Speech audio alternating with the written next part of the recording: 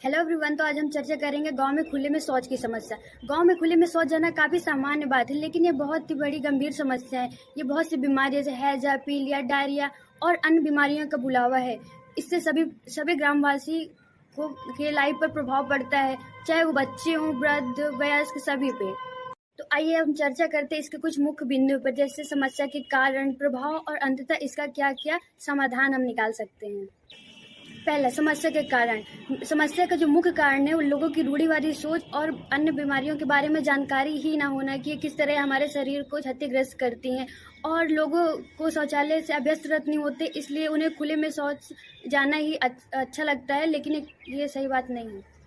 बेहतर है कि हम शौचालय का प्रयोग करें और उससे अभ्यस्त हों। तो अब हम आते हैं इसके दूसरे मुख्य बिंदु पे, समस्या के प्रभाव। समस्या के प्रभाव सीधा हमारे शरीर में आने वाली बीमारियों जैसे डायरिया, हैजा, पीलिया और बच्चों में सबसे कम सामान्य बीमारी जो कि पेट में कीड़ों का होना।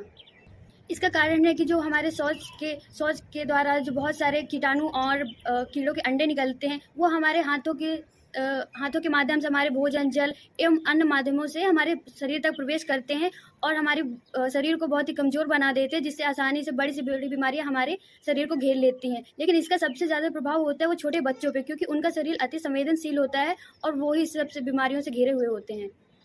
साथ ही साथ जो शौच के जल से भूमि की जो परत होती है वो भी दूषित होती है, और इसमें उपयोग में लाए जाने वाले जो हमारी फसल है, सब्जियां जो हमारे घरों तक आती हैं, वो भी दूषित होती है और हम एक बीमारी का कारण बनती है। साथ ही साथ ये आसपास के क्षेत्र में गंदगी फैलती है, तो लोगों को दूषित हवा और दुर्गंध का सामना ही करना पड़ता है।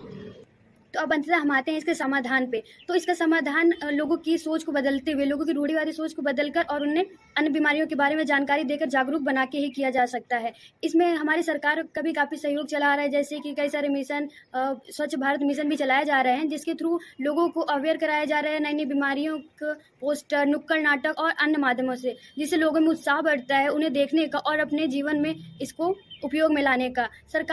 लेकिन सरकार भी इसमें काफ़ी मदद कर सके, लोगों के घर तक सब्सिडी पहुंचाकर और घरों में सामुदायिक शौचालय बनवाकर, जिससे कि लोग इसे उपयोग में लाएं और अभ्यस्त हों। और साथ ही साथ शौच के बाद अन्य सफाई जैसे हाथ धुलना और अलग मेंटेनेंस कैसे बनाना है, इसको ध्यान में रखते हुए ही एक स्वस्थ और स्वच्छ समाज को विकसित कर सकते हैं। लास्ट में मेरा सभी वयस्कों, युवा लोगों से अनुरोध है कि जो भी इस वीडियो को देख रहे हैं, तो वो अपने आसपास के बड़े बुजुर्गों और अन्य लोगों को जानकारी दें कि क्या क्या बीमारियां हमारे शरीर तक पहुंच सकती हैं और हम इन्हें कैसे बचें।